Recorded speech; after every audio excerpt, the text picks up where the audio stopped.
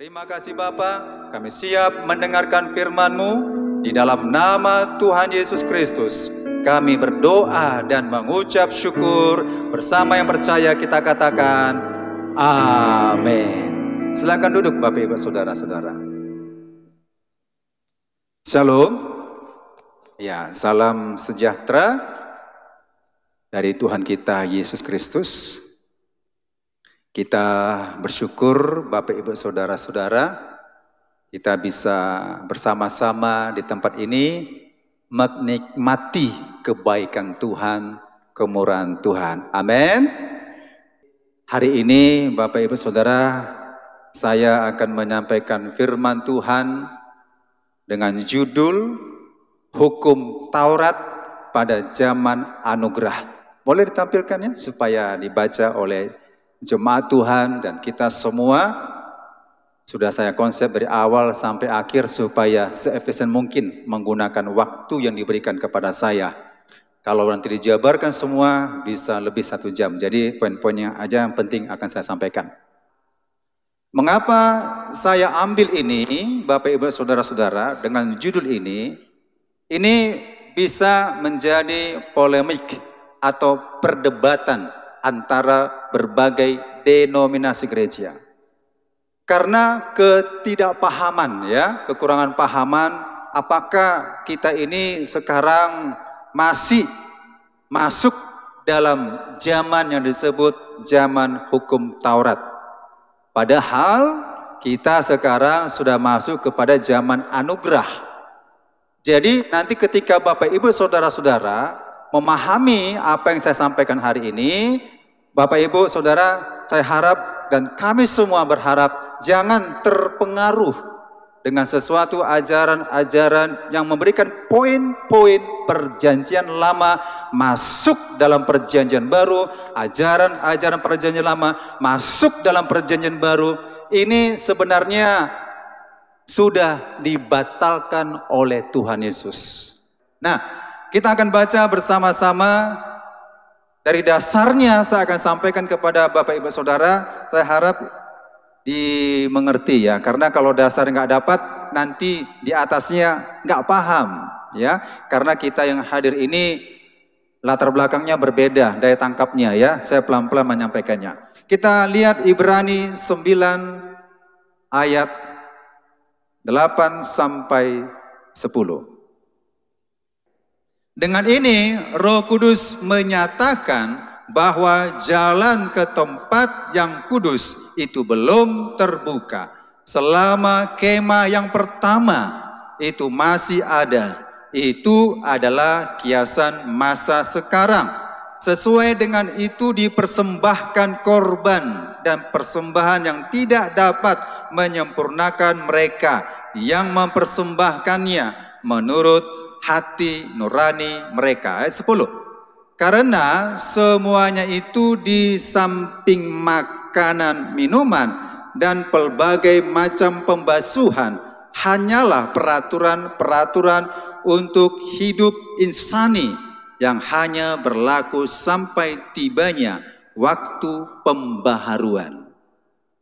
Nah, kalau kita baca sekilas, kaum awam 8 ayat 9 sampai 10 mungkin apa sih maksudnya ya? Nah, Bapak Ibu Saudara lihat pola tabernakel ya.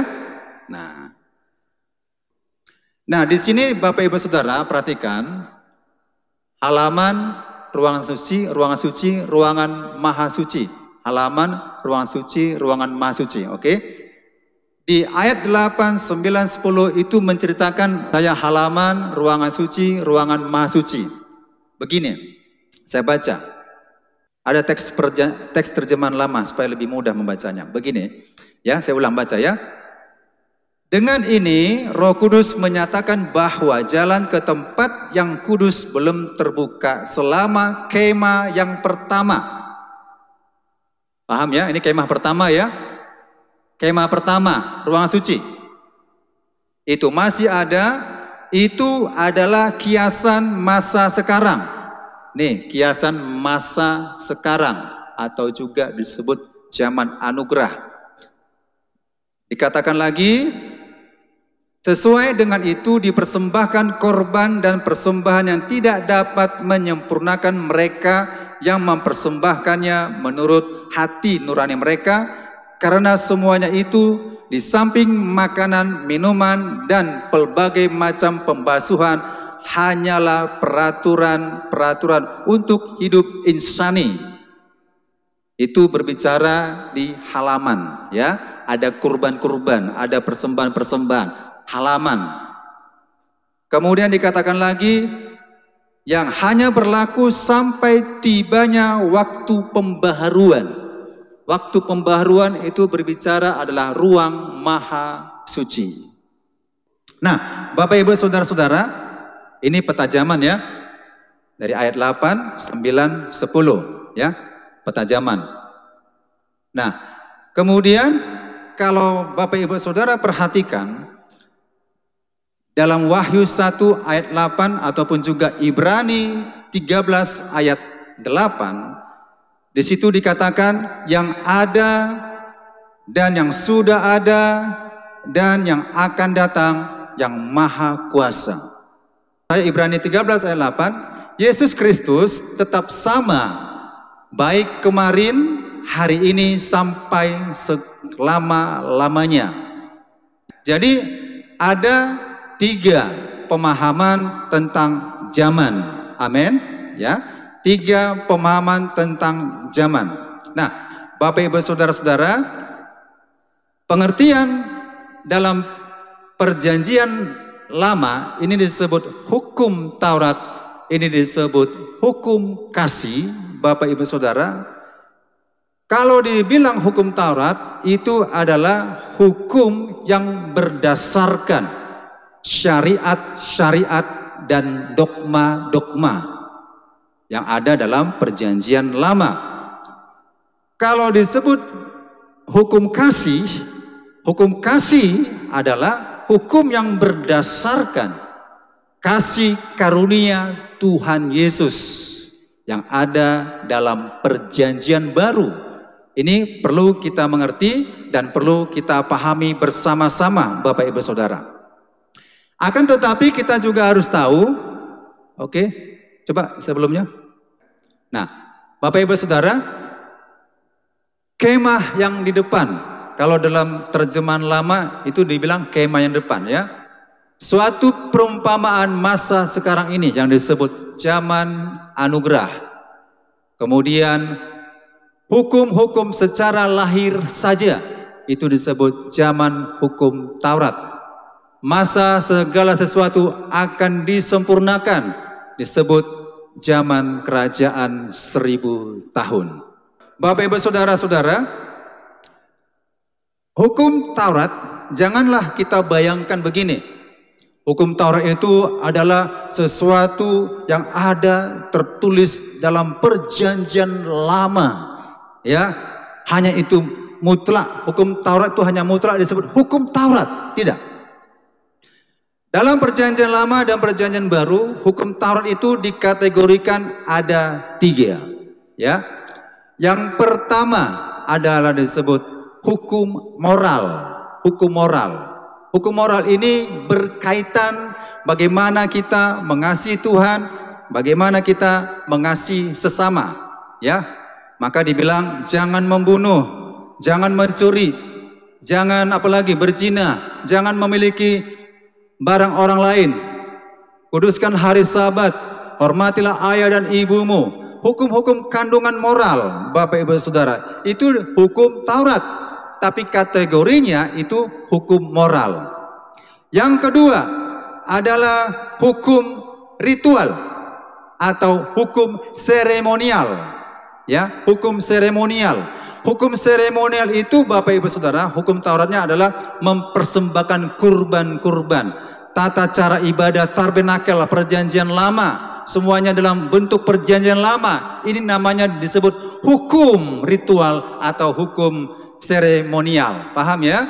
Aturan-aturan dalam ibadah, ritual-ritual itu hukum Taurat. Ya, hukum Taurat. Satu lagi adalah juga disebut hukum Taurat itu kategorinya adalah undang-undang sipil. Ya, undang-undang bangsa Israel.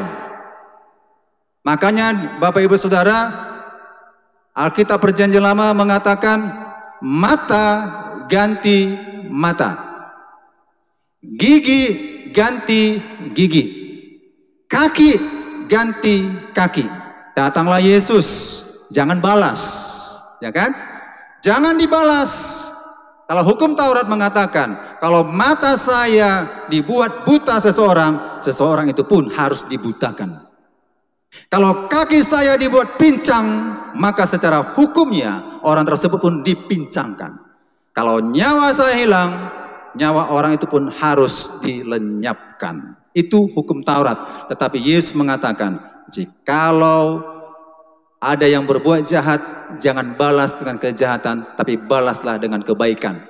Kalau ditampar pipimu sebelah kanan, Yesus mengatakan, berilah pipimu sebelah kiri. Tidak ada pembalasan, karena itu hukum kasih. Bisa bedakan ya, hukum Taurat dan hukum kasih. Hukum yang undang-undang ini masih berlaku peraturannya. Perempuan yang ketahuan berzina dalam kitab Yohanes, Bapak Ibu Saudara, ahli-ahli Taurat, orang-orang Farisi membawa perempuan tersebut di hadapan Yesus dan berkata, Yesus, Rabi, menurut hukum Taurat, perempuan ini ketahuan berzina, maka hukumnya adalah dihukum mati, lempar batu sampai mati. Apakah yang diperbuat Yesus? Apakah Yesus mengatakan, iya, berlakulah hukum Taurat pada saat itu? Kalau berlaku hukum Taurat pada saat itu, maka perempuan itu wajib dimatikan. Siapa yang duluan melempar, maka orang lain pun akan melemparnya. Dan ketika dalam keramaian orang-orang tersebut, ya, ahli-ahli Taurat, orang Farisi membawa perempuan itu kepada Yesus. Apakah jawaban Yesus? Yesus tidak menjawab, Bapak Ibu Saudara. Yesus jongkok menulis sesuatu. Kalau menurut saya, boleh ya tafsiran. Menurut saya, Yesus menulis, semua orang telah berbuat dosa. Siapakah di antara kalian yang tidak berdosa? Kata Yesus, siapa? Yang pertama-tama yang merasa berdosa adalah orang tua yang merasa berdosa. Batunya pun besar, siap untuk melempar perempuan itu. Aku berdosa, aku berdosa. Batunya diletakkan. Orang Farisi ahli Taurat juga begitu, mau melempar. Aku juga orang berdosa, aku juga orang berdosa.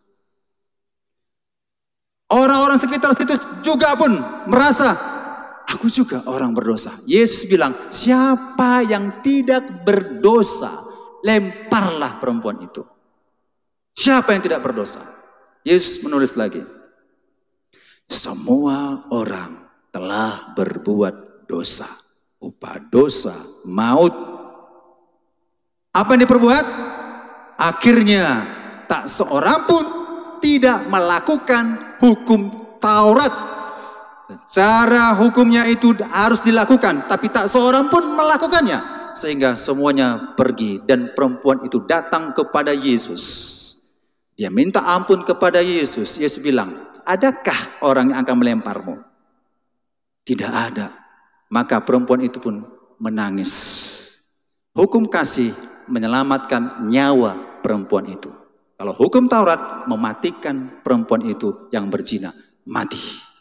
Nah, jadi yang kita pahami dulu Bapak Ibu Saudara, hukum Taurat nanti di Perjanjian Baru jangan dipahami hukum Taurat kategori ritual atau hukum Taurat kategorinya undang-undang sipil. Tapi yang kita pahami dalam Perjanjian Baru adalah hukum Taurat moral. Katakan amin.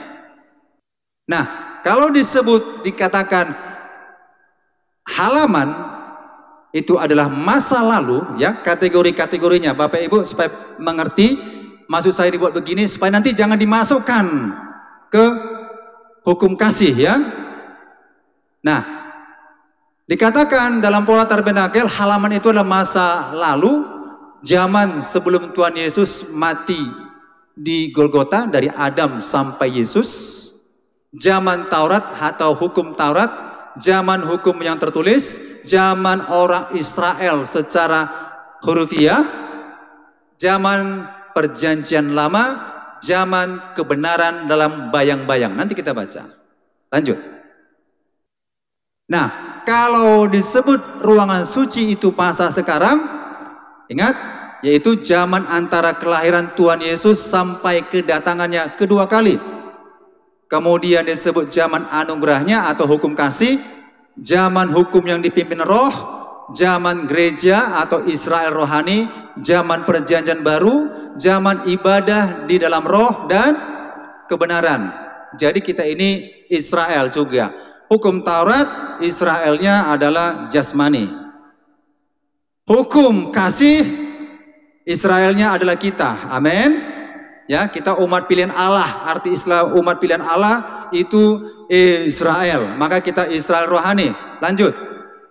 Nah, kalaulah disebut ruangan Maha Suci itu merupakan adalah kerajaan 1000 tahun, yaitu zaman Allah bertahta di tengah-tengah manusia, atau juga zaman yang sempurna, atau juga zaman Taman Eden kedua, atau juga zaman sabatnya Allah. Ini belum terjadi, ya, belum terjadi. Suatu zaman yang sempurna, sekarang belum sempurna. Tidak ditemukan seorang manusia pun yang sudah sempurna di permukaan bumi ini, ya, belum ada. Nanti ada suatu zaman yang sempurna. Tapi ingat, zaman yang sempurna ini hanya ditempati oleh orang-orang yang sudah disempurnakan oleh Tuhan Yesus. Nah, ini sekilas ya, sekilas tentang zaman. Lanjut.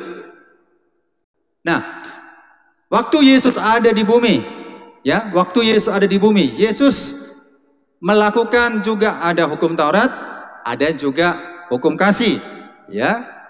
Kalau sebelum Yesus itu hukum Taurat dan perjanjian lama yang disebut zaman Israel jasmani, tetapi pada zaman Yesus ada hukum Tauratnya, ada hukum kasih. Setelah zaman Yesus naik ke surga, maka zaman disebut zaman Israel rohani, dan kita disebut saat ini disebut hukum kasih. Lanjut. Nah, dalam Ibrani 10 ayat 1, Bapak Ibu Saudara-saudara, begini. Dalam Ibrani 10 ayat 1, hukum Taurat itu merupakan bayangan. Amin. Ya, hukum Taurat itu merupakan bayangan. Jadi Ibrani 10 ayat 1, hukum Taurat itu adalah bayangan. Dalam pikiran kita adalah begini, hukum Taurat itu adalah bayangan. Amin. Ya, dapat ya. Hukum Taurat itu adalah bayangan saja. Sementara dalam kitab selanjutnya, nah, dalam kitab Kolose, ya, wujudnya adalah Kristus. Jadi begini, perjanjian lama atau hukum Taurat itu merupakan bayangan saja. Saya ini kena lampu ini ya, lampu. Saya bisa lihat bayangan saya.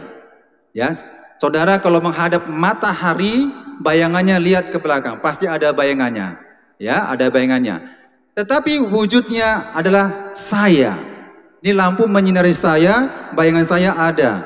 Kalau dari sana ada bayangannya, kalau dari sini ada bayangannya. Saudara melihat saya, bayangan saya atau wujudnya? Wujudnya ya, wujudnya. Nah, kalau dalam perjanjian lama itu merupakan bayangan. Dah, digenapi dalam perjanjian baru, wujudnya adalah Kristus. Mana yang mau kita ikuti ajarannya? Bayangannya kah atau wujudnya? Mana? Wujudnya. Saya kasih ilustrasi. Ya, seorang pria atau seorang wanita jatuh cinta kepada pasangannya. Merantaulah pasangannya. Kita bilanglah si Ani dengan si Anto. Si Ani pergi ke Jakarta, si Anto masih di Medan. Tapi dilihatnya ada bagaimana mengungkapkan rasa rindunya itu ya, supaya dia melihatnya begitu. Pasti dia akan melihat foto si Ani. Itu bayangan foto si Ani, dilihatnya begini ya. Bahkan didoakan di Jakarta, ada pekerjaan dan sebagainya ya. Si Anto melihat foto itu merupakan bayangan. Akan tetapi ketika si Ani kembali ke Medan, datang ke Medan, berjumpa, ketemu langsung wajah dengan wajah asli. Apakah si Anto masih melihat fotonya si Ani? Masih lihat ya. Aku nggak rindu samamu, Ani. Aku rindu sama fotomu. Ya kira ini ada kurang-kurangnya ya. Kalau dikatakan begitu ya. Udah, kau pergi aja ke Jakarta. Aku lihat fotomu aja. Nggak perlu wajahmu asli. Aku udah lihat fotomu aja lah gitu. Ini pasti ada kelainan. Yang wajarnya adalah fotonya disimpan, maka dia lihat langsung wujudnya. Amin. Begitulah kalau kita mengikut Tuhan. Jangan ikut bayangannya. Bayangan itu adalah hukum-hukum Taurat, syariat-syariat, peraturan-peraturan, dogma-dogma dalam ajaran agama Yahudi. Seluruhnya itu merupakan bayangan dan Yesus menggenapinya. Jadi Yesus datang ke dunia ini ya, bukan meniadakan hukum Taurat, tetapi menggenapi hukum Taurat. Amin.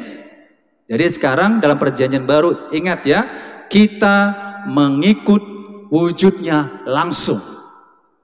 Tetapi sekarang, nanti saya berikan contoh-contohnya, banyak memunculkan ajaran-ajaran perjanjian lama, hukum Taurat, dimasukkanlah ke hukum anugerah atau hukum kasih. Coba lanjut ya. Nah, dalam Galatia 3 ayat 23 sampai 25. Saya baca ayat ini, Bapak Ibu perhatikan ya. Sebelum iman itu datang, kita berada di bawah pengawalan hukum Taurat.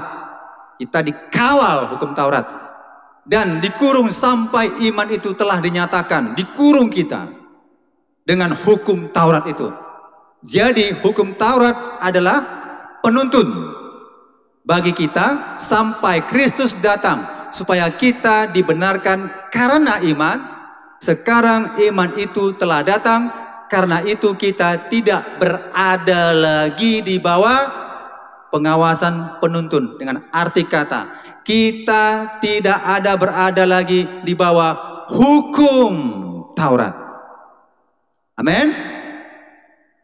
Kita nggak ada lagi di bawah hukum Taurat. Hukum Taurat yang dimaksud itu adalah seremonial, ritual-ritual, atau undang-undang sipilnya. Tapi kita tetap dalam kategori hukum Tauratnya adalah hukum moral. Amin ya. Coba lanjut. Nah, saudara perhatikan. Ini Paulus. Jadi Paulus, hamba Tuhan, tidak lagi terikat hukum Taurat. Paulus itu ahli Taurat, orang Farisi, pakar ya, pakar perjanjian lama, ahli. Tapi ditinggalkannya semuanya ke Yahudiannya, dianggap sampah semuanya itu. Dan dia berkata begini, demikian dalam kitab 1 Korintus 9 ayat 20, demikian bagi orang Yahudi aku menjadi seperti orang Yahudi. Memang dia orang Yahudi, supaya aku memenangkan orang-orang Yahudi. Bagi orang-orang yang hidup di bawah hukum Taurat. Jadi orang Yahudi masih hidup dalam hukum Taurat. Aku menjadi seperti orang yang hidup di bawah hukum Taurat, sekalipun aku sendiri tidak hidup di bawah hukum Taurat, supaya aku dapat memenangkan mereka yang hidup di bawah hukum Taurat. Dikatakan ya, sekalipun aku sendiri tidak hidup di bawah hukum Taurat. Paulus tidak hidup di bawah hukum Taurat. Lanjut, tapi Paulus nanti hidup dalam hukum Kristus. Lanjut. Nah, bagi orang yang tidak hidup di bawah hukum Taurat, aku menjadi seperti orang yang tidak hidup di bawah hukum Taurat. Sekalipun aku tidak hidup di luar hukum Allah, karena Aku hidup di bawah hukum Kristus. Paham ya? Supaya aku dapat memenangkan mereka yang tidak hidup di bawah hukum Taurat. Paulus tidak hidup di bawah hukum Taurat, tetapi Paulus hidup dalam hukum Kristus. Hukum Kristus itulah hukum kasih karunia atau anugerah dari Allah. Amin. Jadi Bapak Ibu nanti bedakan ya. Oh, ini hukum Taurat. Oh, ini hukum Kristus. Oh, ini hukum Taurat. Oh, ini hukum Kristus. Ya. Nanti setelah mendengar firman Tuhan ini Bapak Ibu bisa membedakan, ya. Lanjut. Sekarang kita bahas hal-hal apa yang disebut Taurat pada zaman anugerah. Ya. Ini Bapak Ibu Saudara begini. Kita pun beribadah ini bisa disebut hukum Taurat. Jangan bayangkan hukum Taurat itu karena perjanjian lama ya. Kita pun bisa beribadah di sini.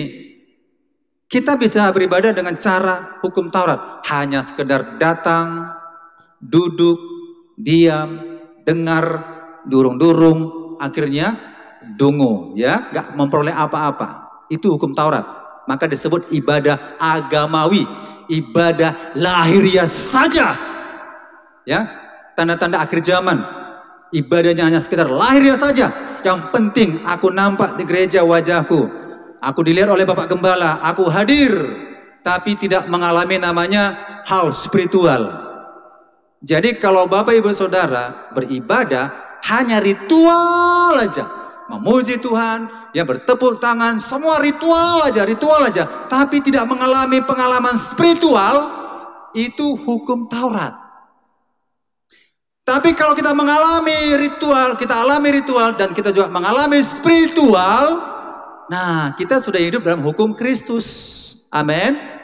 Ya, jangan hanya pola pikir kita, oh itu kan Pak, yang persis tertulis di perjanjian lama, itulah jangan diikuti. Tidak. Ini aplikasi kehidupan kita nanti. Haleluya. Dan di kitab Kolose 2 ayat 16 sampai 17, perhatikan Bapak Ibu Saudara. Ya. Karena itu janganlah kamu biarkan orang menghukum kamu mengenai makanan.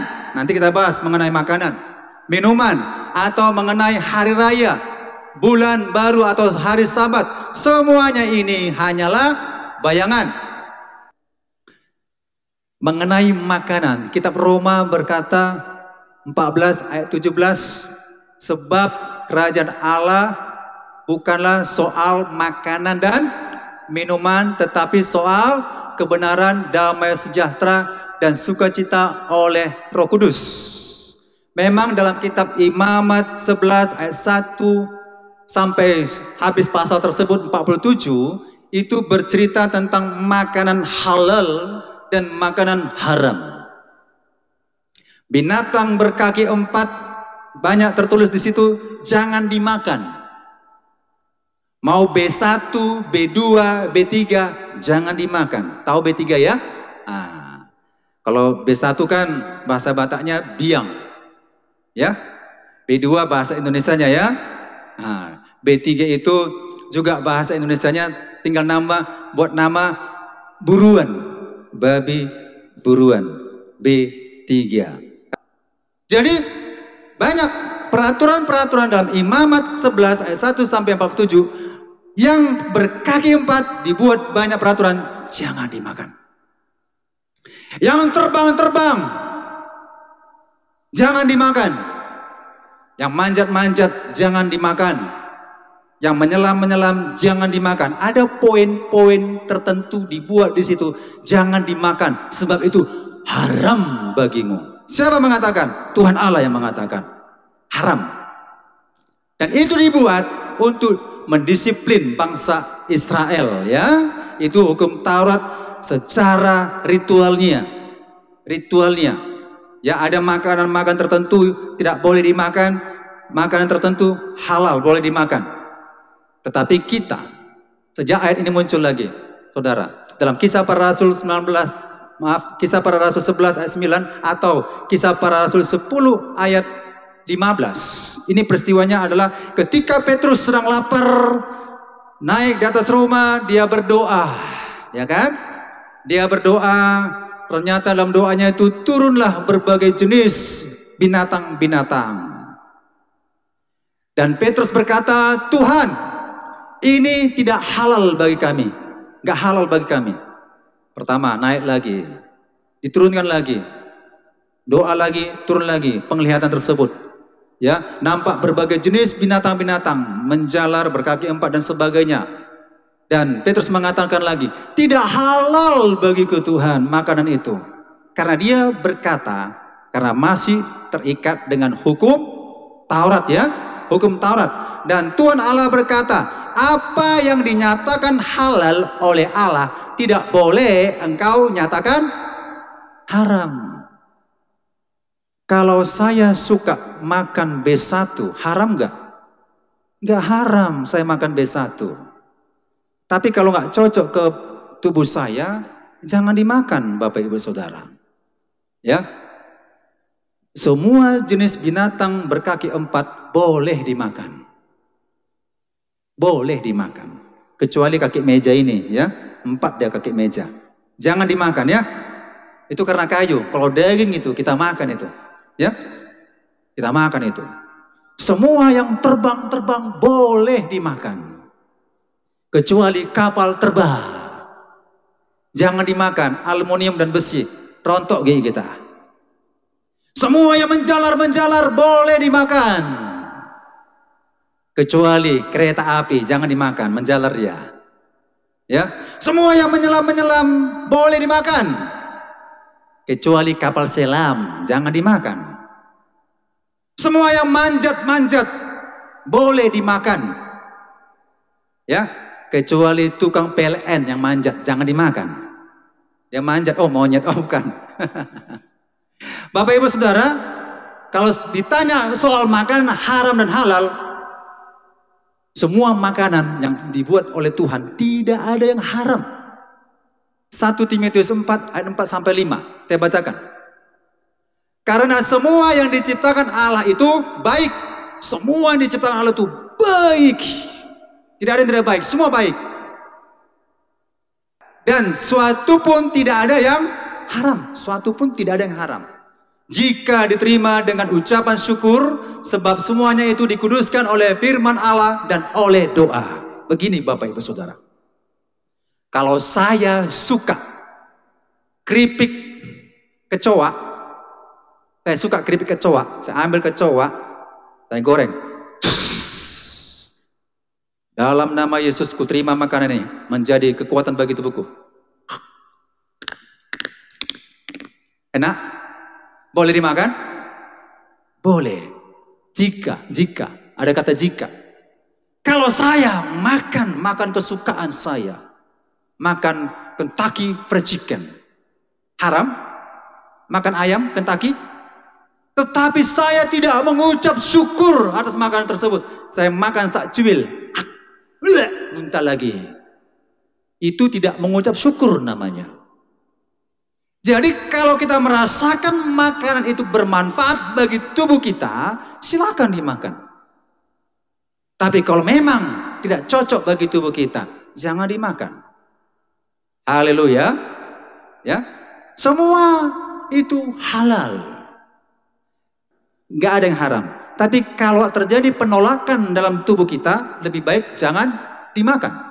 Karena ayat ini mengatakan, jika diterima dengan ucapan syukur, sebab semuanya itu dikuduskan oleh firman Allah dan oleh doa. Tuhan terima kasih. Makanan yang saya akan makan hari ini adalah daging tikus. Itu orang di mana itu? Manado ya. Orang Manado makan itu.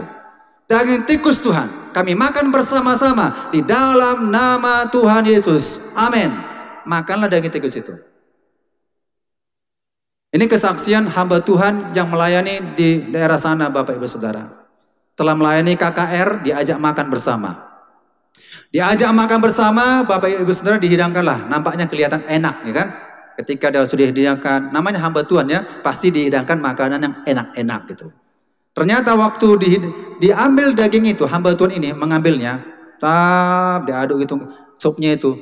Bapak Ibu Saudara, dicedoklah ke tempatnya. Ternyata yang terdapat adalah kepala tikus. Dia pun berpikir, makan tidak, tidak makan, makan tidak, tidak makan, kan gitu kan. Daging tikus. Tapi tikus yang bersih, bukan tikus-tikus yang di dapur-dapur itu ya, bukan. Atau tikus-tikus busuk itu, bukan. Tikus bersih, tikus sawah-sawah itu bersih, itu dimakan. Karena ada penolakan, ya permisilah, nggak dimakan. Tapi beritahu, maaf nggak, saya nggak makan itu, nah gitu. Bagi mereka itu makanan itu enak dari daging tikus, mereka makan. Ini kesaksian hamba Tuhan yang melayani KKR di sana, di Manado. Dihidangkan makanan, hidangan daging tikus. Nah, jadi jika diterima ya, jika diterima. Kalau nggak diterima, jangan dimakan. Amin. Ini bukan hukum Taurat. Kalau suka makan ikan lele, makanlah. Kalau suka makan udang, makanlah. Kalau suka kopi, minumlah. Kalau suka teh manis, minumlah. Tapi ada sesuatu gereja mengatakan jangan makan ikan lele, jangan minum kopi, jangan teh manis dan sebagainya, karena masih terikat dengan namanya hukum Taurat. Ya, kalau saya suka kopi saya minum untuk kesehatan, bukan candu, beda ya, beda. Saya minum kopi bukan untuk candu kepada saya, tetapi untuk kesehatan tubuh saya. Beda kalau suka minum kopi, candu, akhirnya sama seperti rokok. Atau alkohol. Boleh minum alkohol? Boleh. Ya, Paulus bilang sama Timotius, minumlah sedikit anggur karena pencernaanmu terganggu. Sedikit, bukan memabukkan. Ya kan? Jadi kalau sudah memabukkan itu berdosa. Tapi untuk demi kesehatan, silakan minum. Silakan makan untuk kesehatan. Tetapi kalau berdampak bukan untuk kesehatan, jangan dimakan dan jangan diminum. Karena kita hidup di dalam hukum Kristus. Haleluya. Nah, jadi dalam perjanjian lama, perjanjian baru ada makanan yang nggak boleh dimakan. Coba. Kisah Para Rasul 15 ayat 29. Orang bilang ini hukum Taurat, Pak. Ini bukan hukum Taurat. Ini hukum Kristus. Amin. Bukan hukum Taurat. Saya baca Kisah Para Rasul 15 ayat 29. Kamu harus menjauhkan diri dari makanan yang dipersembahkan kepada berhala. Kita punya teman agama seberang, mau ngasih buah sama kita, buah ya, apel dan sejenisnya. Tapi mereka sebelum mereka dikasih kepada kita, mereka sudah menempatkan ke tempat tertentu untuk disembayangkan. Dan mereka merayakan hari rayanya, dibawalah kepada kita, dikasih sama kita. Ya, dikasih sama kita, dikasih sama saya. Bagaimana sikap kita? Apakah kita terima? Kalau saya tahu itu sudah dipersembahkan, saya tidak terima. Maaflah Bu, maaflah Pak, bukan maksudnya apa ya tidak menerima. Kami tidak memakan hal seperti itu. Tapi kalau nggak disembayangkan, kami makan. Ya, paham ya? Makanan yang sudah dipersembahkan berhala kepada berhala jangan dimakan. Bukan soalnya apel dan daging, tidak. Sesuatu yang dipersembahkan kepada berhala, jangan dimakan. Ini hukum Kristus. Kemudian, dari darah. Boleh makan darah? Margota, saksang margota. Boleh? Ini Alkitab mengatakannya, jauhkan dari makanan ini darah. Darah bukan karena hukum Taurat, walaupun ada di hukum Taurat ya, di kitab Imamat dan sebagainya ada. Darah itu adalah nyawa makhluk, jangan dimakan. Tetapi diteguhkan kembali perjanjian baru, hukum Kristus. Darah itu bukan makanan. Jangan dicampur dengan daging, jangan diolah seperti dodol. Saya juga pernah makan seperti itu. Darah itu direbus. Ya, kami suka setiap penyembelihan darah ditampung pakai asam dan garam, nanti direbus, sudah direbus, dipotong-potong kecil-kecil, dimasak, campur sambal, dimakanlah darah itu seperti agar-agar. Enak, saya akui enak dimakan. Tapi Alkitab mengatakan tidak boleh dimakan. Darah tidak boleh dimakan. Hukum Taurat atau hukum Kristus? Hukum Kristus. Kemudian daging binatang yang mati dicekik. Istilahnya begini, kita menyembelih binatang. Kita tangkaplah Aili, masukkan ke guni, udah? Cara menyembelihnya dipukul kepalanya, dipukul-pukuli, terus dipukuli, dap, atau dicekik lehernya, gitu kan, dicekik, mati. Itu nggak boleh dimakan. Amin. Atau binatang matinya tidak wajar, ya. Kami sering menampung itu. Anjing tabrak, terima, olah. Ayam tabrak, kalaupun ada istilah ayam penyet, mungkin nanti dibuat satu kedai menjual ayam tabrak. Nah. Cara masaknya adalah lewat dulu mobil, lemparkan ayam tabrak, zaz. Maka disebut ayam tabrak, bukan ayam penyet lagi, ya. Nah, jadi Bapak Ibu Saudara, matinya nggak wajar, jangan dimakan. Alkitab mengatakan kalau melakukan penyembelihan, disembelih, darahnya dibuang ke tanah.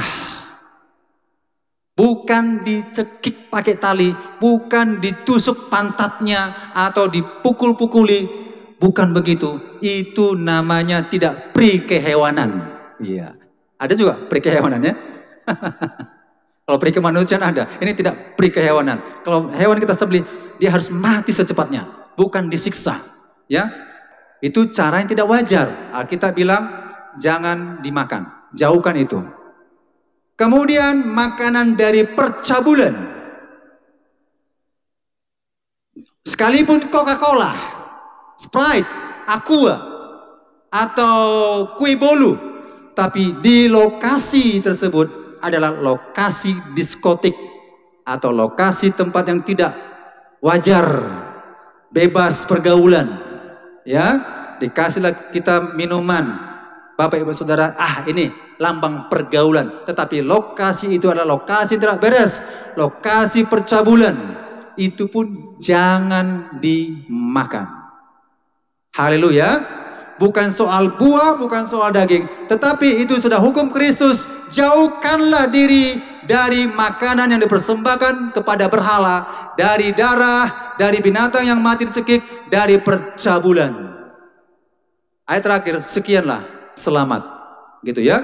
Jadi bukan ajaran gereja, ya, paham ya? Bukan ajaran Pentakosta, bukan ajaran karismatik. Pentakosta dan karismatik hanya mendahului tentang firman Tuhan ini, ya. Jangan orang bilang itu kan ajaran GBI Immanuel, enggak. Oh, itu kan ajaran gereja GPSDI, tidak. Itu hukum Kristus. Haleluya. Jangan coba-coba makan darah, ya. Kalau ada pesta, kita asingkan diri, ya, kita jangan ada berbaur dengan darah makanan tersebut. Oke, lanjut. Nah, tentang hari Sabat. Boleh kita beribadah pada hari Sabtu? Boleh. Silahkan kita beribadah pada hari Sabtu, tapi jangan dasarnya hukum Taurat. Sabtu itu adalah Sabat, hari yang ke-7. Hari pertama adalah Minggu, paham ya? Hari pertama adalah Minggu. Tetapi ada beberapa gereja tetap beribadah pada hari Sabtu, tapi hari Minggu tidak beribadah. Masih terikat namanya hukum Taurat, ya. Tetapi kita, mengapa kita tidak beribadah pada hari Sabtu? Secara harafiah, Sabat itu adalah Sabtu. Mengapa diubah kepada hari Minggu? Ini nubuatan Alkitab. Dalam Mazmur 118 ayat 22 sampai 24. Dikatakan demikian. Batu yang dibuang oleh tukang-tukang bangunan telah menjadi batu pencuru. Hal itu terjadi dari pihak Tuhan. Suatu perbuatan ajaib di mata kita. Inilah hari yang dijadikan Tuhan. Marilah kita bersorak-sorak dan bersuka cita karenanya. Istilah batu penjuru itu adalah pribadi Tuhan Yesus. Amin. Yesus mati pada hari ketiga, yaitu Minggu. Yesus bangkit. Maka inilah Sabat bagi hukum Kristus. Amin. Kita beribadah pada hari Minggu karena kita adalah mengikuti hukum Kristus. Yesus bangkit pada hari Minggu, bukan pada hari Sabtu, bukan pada hari Senin, pada hari Minggu. Dikatakan suatu perbuatan ajaib di mata kita. Inilah hari yang dijadikan Tuhan. Marilah kita bersorak-sorai. Maka disebut ibadah raya. Jadi kita tidak beribadah pada hari Sabtu lagi. Haleluya. Gereja mula-mula sudah mulai merintis beribadah itu pada hari Minggu. Ya, kalaupun ada hari Sabat, di Alkitab mereka beribadah itu karena begini. Karena saya orang Yahudi. Orang Yahudi percaya Yesus, maka saya disebut Nasrani. Ya, kalau saya Nasrani, maka masih mengikuti namanya hukum-hukum Taurat, masih ada tetap beribadah pada hari Sabtu. Tetapi ketika saya bukan orang Yahudi, tapi saya berdarah daging Batak, bangsa Indonesia, maka saya disebut Kristen. Saya nggak mau campuri urusan Nasrani. Kita bukan Nasrani, kita adalah Kristen. Kalau kita adalah Nasrani, kita tetap mengikuti pedomannya perjanjian lama. Tapi kita adalah Kristen. Haleluya. Nah, lanjut. Nah, tentang Yahweh. Bapak Ibu Saudara, dalam Keluaran 3 ayat 14. Ini kan dimasukkan lagi dalam perjanjian baru. Yahweh, aku adalah aku. Apakah dalam perjanjian baru ada penekanan penyebutan Yahweh dalam Alkitab perjanjian baru? Tidak ada sama sekali. Tidak ada sama sekali. Tetapi beberapa gereja memasukkan ajaran Taurat itu harus ada Yahweh. Keselamatan diterima, percaya Yesus, plus tambah Yahweh. Yahweh yang mereka pahami, penganut Yahweisme adalah mereka pahami Yahweh itu Bapa. Yesus bukan Yahweh, itu sudah salah. Yesus adalah Yahweh. Haleluya. Yesus mengatakan, aku adalah Alfa dan Omega. Karena arti Yahweh, aku adalah aku. Aku adalah aku. Siapa namamu? Aku adalah aku. Nah, itu sudah nyata. Digenapi Yesus. Ya, maka Yesus adalah Yahweh. Aku adalah Alfa Omega. Akulah guru dan Tuhan. Jadi Yesus pernah mengatakan, aku guru, aku Tuhan. Kerap kali agama seberang mengatakan, mana sih yang mengatakan, ayatnya mengatakan, Yesus mengatakan aku Tuhan. Gak adakah, gak adakah? Tuh baca itu, Yohanes 13 ayat 13. Ya, akulah guru dan Tuhan. Kemudian akulah jalan kebenaran dan hidup. Akulah kebangkitan dan hidup. Akulah terang dunia. Akulah gembala yang baik. Akulah roti hidup. Akulah pokok anggur. Akulah pintu.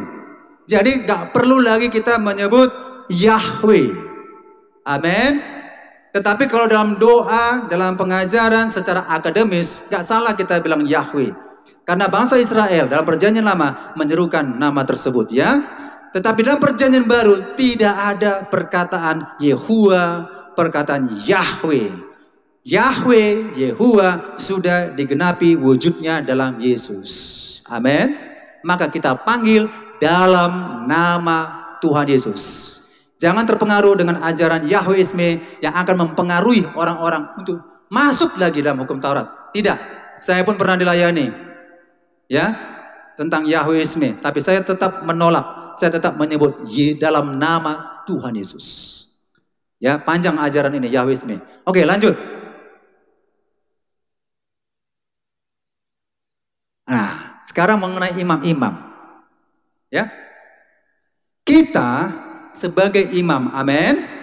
Imam itu terlibat dalam pekerjaan Tuhan. Kalau nggak terlibat dalam pekerjaan Tuhan, tidak disebut imam. Tapi ingat, imam kita ini bukan imam perjanjian lama. Tapi kita imam perjanjian baru. Harus dipahami ya, imam perjanjian baru. Dikatakan, tetapi dalam Roma 7:6, tetapi sekarang kita telah dibebaskan dari hukum Taurat sebab kita telah mati bagi Dia yang mengurung kita sehingga kita sekarang melayani dalam keadaan baru menurut roh dan bukan dalam keadaan lama menurut huruf hukum Taurat. Jadi dalam keadaan roh ya, keadaan baru. Itu perjanjian baru. Kita imam perjanjian baru. Lanjut. Nah, dalam 2 Korintus 3 ayat 3 sampai 6 saya baca. Yang intinya saja. Kamu adalah surat Kristus. Oke? Pelayan kami, pelayan surat Kristus. Dikatakan lagi, ditulis bukan dengan tinta tetapi dengan roh dari Allah yang hidup. Di bawahnya lagi, menjadi pelayan-pelayan dari suatu perjanjian baru. Kita imam perjanjian baru. Imam perjanjian lama berbeda dengan imam perjanjian baru.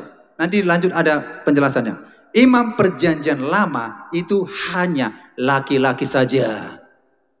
suku tertentu saja, Lewi ya, paham ya? Hukum Taurat tidak boleh melayani perempuan. Perempuan tidak boleh melayani, itu hukum Tauratnya. Karena dalam kemah ini, tabernakel ini, semuanya laki-laki yang melayani. Tetapi kita dipanggil oleh Tuhan menjadi imam. Maka muncullah ayat selanjutnya.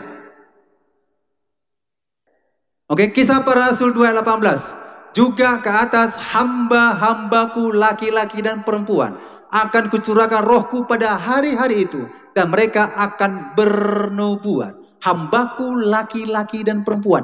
Hambaku laki-laki dan perempuan. Bukan hambaku laki-laki saja yang diberikan Roh Kudus untuk melayani pekerjaan Tuhan, tetapi hambaku perempuan diberikan Roh Kudus. Tujuannya untuk bekerja di ladang Tuhan. Amin.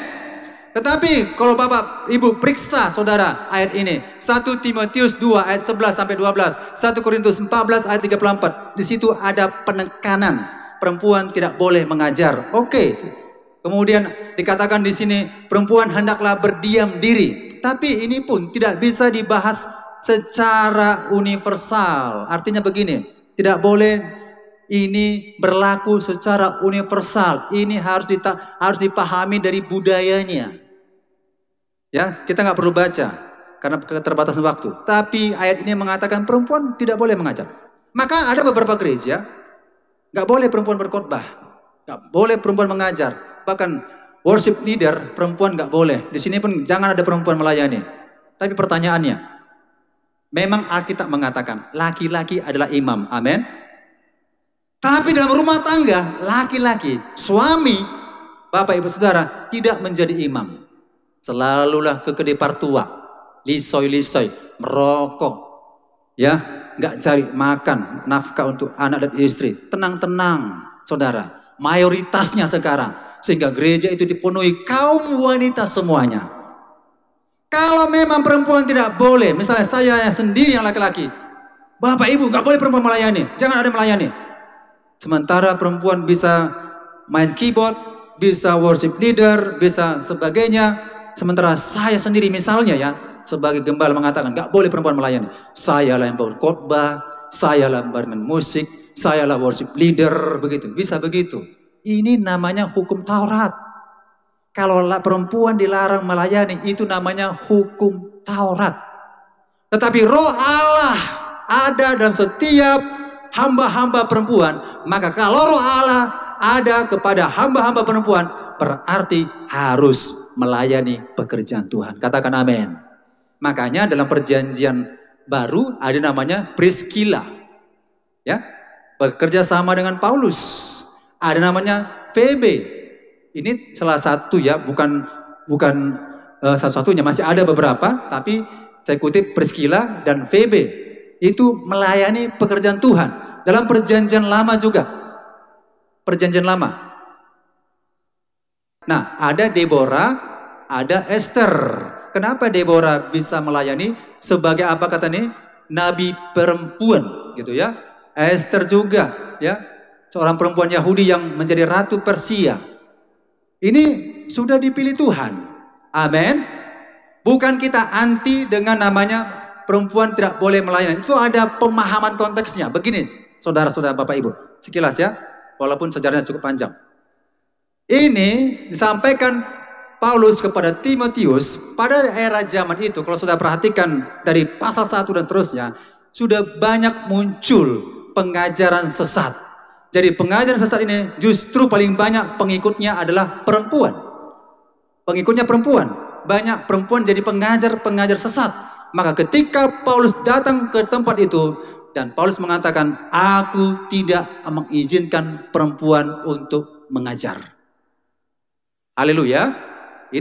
Itu bukan ayat untuk diuniversalkan. Itu ayat lokal pada saat itu. Misalnya di sini, semua perempuan-perempuan di sini, wanita-wanita di sini penyembah berhala misalnya. Latar belakangnya penyembah berhala. Otomatis saya mengatakan jangan perempuan melayani di rumah Tuhan. Ini ya, itu lokal. Kalau di Korintus 14:34, hendaklah perempuan berdiam diri.